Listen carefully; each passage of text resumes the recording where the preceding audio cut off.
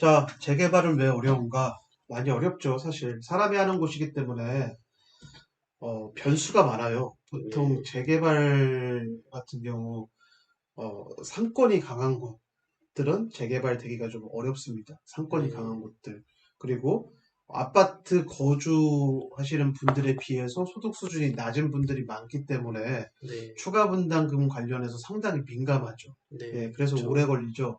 그분들을 다 손바뀜 시켜야 돼요. 외부 투자자들과 손바뀜을 시켜서 투자하고 싶은 마음이 있는 사람들로 다시 세팅을 하는 데까지 시간이 좀 오래 걸려요. 예, 네, 그런 그렇습니다. 부분, 그리고 이제 조합장의 비리, 조합장 및 그 간부들의 비리, 이건 비리가 이제 필연적으로 있을 수밖에 없는 구조예요. 예, 그래서 네, 그런 비리, 그래서 이런 조합 방식이 아니라 토지 등의 소유자 방식으로 가는 그런 구역들도 있죠. 예, 네, 근데 그렇습니다. 장단점이 다 있습니다. 토지 등의 소유 방식으로 가면은 추가 분담금의 문제로부터는 좀 자유로울 수 있는데 네, 만약에 그 해당 사업을 해서 수익이 날 거 아니에요? 네, 그 수익은 조합원들에게 돌아가지 않는다. 네, 이제 그런 문제점이 있죠. 그래서 토지 등의 소유자 방식으로 간다면 결국은 빠르게 새 아파트를 하나 받는 거에 그냥 만족을 하는 그런 사업 방식이고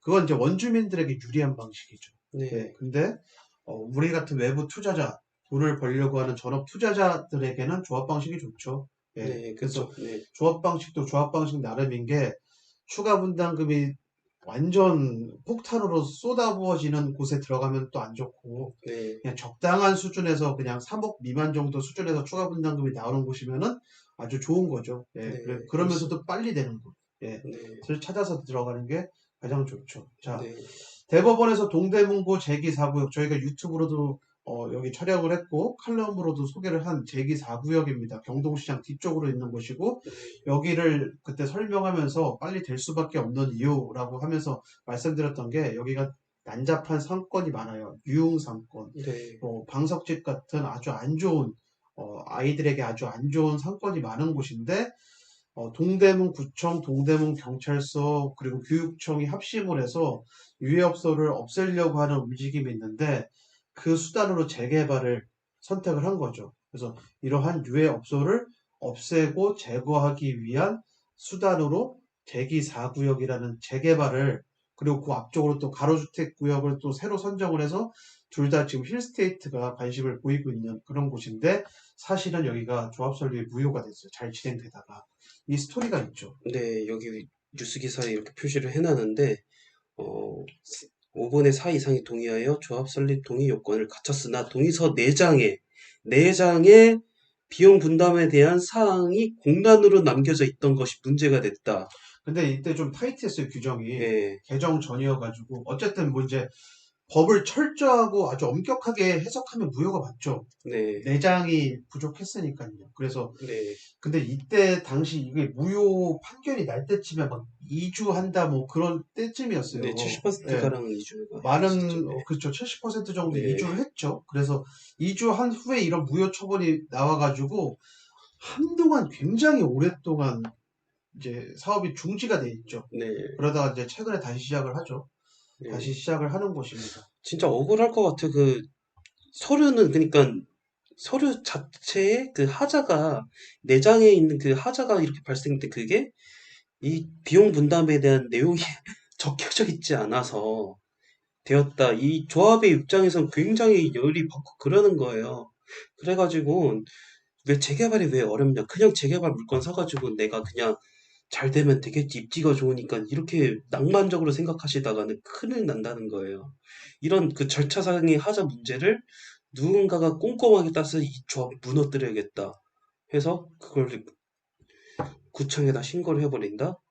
그러면은 완전 그 조합 뭐 무효 소송이 일어나고 그러면은 다 물거품이 되는 겁니다. 진짜 위험한 게 바로 재개발입니다.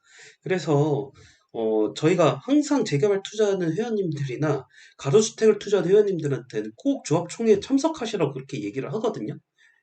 네, 그게 가장 기본이에요. 귀찮죠. 귀찮은 건 당연한데 이 조합에 이렇게 총회를 하면서 어떠한 이런 안건들이 통과되는지 이런 절차상의 문제는 없는지 이게 하나라도 문제가 생기죠. 결국에는 우리가 그거를 체크하지 않는다면은 내 시드머니가 다 박살날 수도 있어요. 네. 그런 사례를 너무나 많이 봤습니다. 네. 그래서 이런 재개발, 우리 잘 되고 있는데, 근데 이제 제기 4구역이면은 청량리 역세권의 생활권 범위에 포함되는 곳이거든요. 그래서 네. 그 뒤쪽에 홍릉 바이오시티 이슈도 있고, 그리고 동북선 착공 그런 이슈도 있기 때문에, 나름 괜찮네라고 생각을 가만히 있다가 넋놓고 있다가, 이런 사건이 벌어지면, 근데 이런 사건이 사실, 최측근들은 이미 알고 있거든요. 네. 그래서 그 정보를 빨리 우리가 알아서 후딱후딱 빠져나가야죠. 예. 네. 그래서 좀 만만한 게 아닙니다, 재개발이. 그 다음에 신중한 재건축, 로열동의 전부 소셜믹스, 벨버선 5셈 재건축의 시장 냉랭. 요즘 같은 재개발파는 진짜 초반에 반짝하고 장기간 정체되는 곳들이 많은 것 같아요. 과거랑 비교했을 때. 네.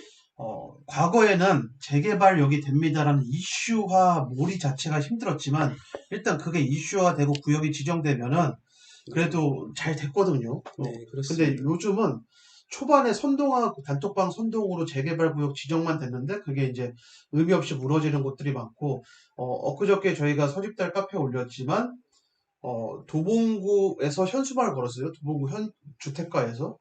도봉구 관내에서 도봉동 622번지인가, 662번지인가, 아무튼, 거기를 제외하고는 공식적으로 재개발 구역이 없습니다. 현혹되지 말라는 문구를, 현수막을 걸었더라고요. 네. 근데 단톡방에선 창동과 방학동의 재개발을 선동하고 있어요. 네. 그거 다 물릴 거예요, 아마.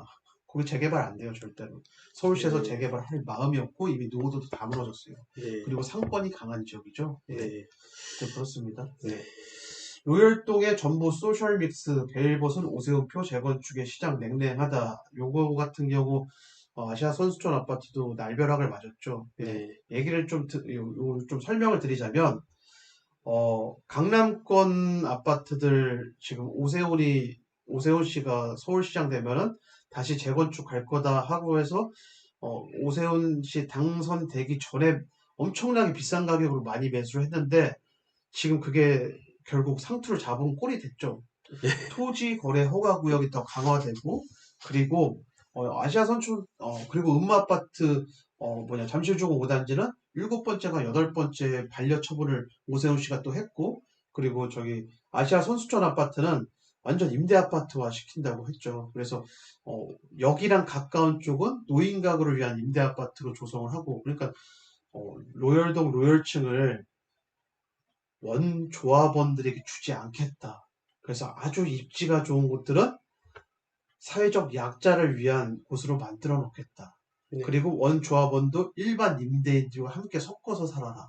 네. 예, 이렇게 해가지고 이거 뭐 강력하게 비대위 형성해서 안 한다고 하지만 제가 봤을 땐 지네만 손해죠, 뭐. 네. 예, 그거 빨리빨리 받아줘서 돈 벌고 다른 데 가면 되는 건데 네. 안타깝습니다. 그래서 예. 이게 권리가액이랑 직접적인 요인으로 공시지가라든지 대지면적 등 감정평가 직접적으로 연관이 돼 있는 항목이 있지만 권리가액과 그 연관되는 간접적인 요인들, 이 요인들이 바로 기부채납 비율이라든지 용적률 비율, 그리고 분양가 협상. 그러니까 이 분양가 같은 경우 일반 분양가를 우리가 가능한 높게 받고 싶지만 그렇다면은 허그의 제한을 받습니다. 허그가 규제를 해서 허그는 또 가능한 싸게 네, 반값 아파트 만들자. 그렇게 하기 때문에 조합들이랑 갈등이 일어나거든요. 근데 누군가가 엑스맨인 사람이 우리 기부채는 너무 심하다. 그리고 용적률 왜 이렇게 적냐 하면서 항의하고 동조하는 사람들이 하나둘씩 나타나기 시작하면은 그것도 또 비대가 되어버리거든요. 이게 바로 이 권리가액이랑 연관될 수 있는 간접적인 요인이에요. 네. 그렇게 됐을 때, 근데 문제는 뭐라고 했죠? 이거는 재건축 사례이긴 하지만 재개발에도 광범위하게 적용될 가능성이 높은데, 로열동의 전부 소셜 믹스. 소셜 믹스 싫다. 임대는 왜 이렇게 많이 넣어? 임대가 많이 나서 아파트, 우리 재건축 아파트, 그리고 우리 재개발 사업지 다 사업성이 나빠진 거 아니냐. 이거 반대해야 되는 거 아니야. 서울시에 항의해야 되는 거 아니냐. 이렇게 가다가, 네, 예전 같으면은, 헌법의 때법을 인정해 줄 때가 있었어요. 그거는 언제까지나 2000년대 있었던 일이고, 요즘은 때법 잘 안 통합니다. 네, 때법에 대한 그 위기 프로세스도 다 마련이 돼 있고요. 마련이 돼 있죠. 네, 그게 제일 커요. 네, 너네들 그래서 떼법이 할 아, 거 뻔하니까 안 해주겠다. 한번 얼마나 버티는가 한번 보자. 이렇게 나가죠. 저 이런 걸 보면서 좀 약간 뿌듯한 게 느껴졌어요. 제가 뭐 부동산 투자회사에서 뭐 12년, 13년 근무하면서 그때 예전부터 좀 느끼는 건 어쨌든 고객들의 돈을 벌어다 주기 위해서 많은 활동을 하고 연구도 하고 그랬지만, 진짜 옛날 어렸을 때부터 제가 느낀 건데, 참 우리나라 사람들 돈을 벌기 위해서 참 무식한 사람들이 상당히 많다라는 걸 되게 많이 느꼈거든요. 네, 근데 이제는 뭔가 좀 개선이 되고 우리도 선진국스러워지고 있구나. 그런 느낌이 들어요. 근데 이런 네, 거 오세훈 시장이 소셜 믹스를 강조하고 강화한다 해도 우리 돈 버는 데는 아무 이상이 없거든요. 네, 이거 그냥 빠르게 빠르게 동의하고 돈 벌고 다른 데 가면 돼요. 네, 다른 곳에 계속 등기를 계속 쳐주면 되거든요. 네, 돈 버는 데 그렇습니다. 전혀 지장이 없고, 그리고 주거는 사실 주거 복지 차원도 권력자들은 생각을 해야 되기 때문에 네, 우리나라는 이런 부분들이 좀 부족하거든요. 그래서 네. 제가 이 말씀을 드린 이유가 이 방향들을 앞으로 점점 어느 당이 정권을 잡던 이 방향들을 점점 강화가 될 거예요. 예. 네, 이미 통계적으로 또 그 많은 분들이 불만이신 거는 왜 이렇게 임대를 요즘 많이 집어넣냐 하지만 통계적으로 다른 나라들이 그 재개발, 재건축 상황과 비교를 했을 때 우리나라가 여전히 절대적으로 적기 때문에 재개발, 재건축의 임대를 점점 강화시키는 이유도 그런 맥락이 사실 있어요. 사실 있긴 하는데 어쨌든 중요한 점은 이런 복잡한 요건들 때문에 그냥 임대 그냥 수용해도 우리 사업에 큰 지장이 없다. 우리 그냥 밀고 나가자 이런 사업지를 고르기 위해서는 우리가 분석해야 될 요소들이 굉장히 많다. 네, 그렇습니다. 아무튼 재개발은 어렵습니다. 그 다음에 이 초기 재개발이 위험한 이유에 대해서 설명을 드릴 건데요. 여기에서는 사례, 실제로 저희가 이렇게 사진을 찍었거든요. 이런 사례도 자세하게 이렇게 설명을 드리면서, 어, 그리고 실제로 성남 재개발에 많은 분들이 관심을 가지고 계시니까 저희가 아예 자료를 갖고 왔어요. 그것도 성남시청 자료. 네, 그 원문 자료를 한번 또 보면서 해석해보는 시간을 가지도록 하겠습니다. 감사합니다.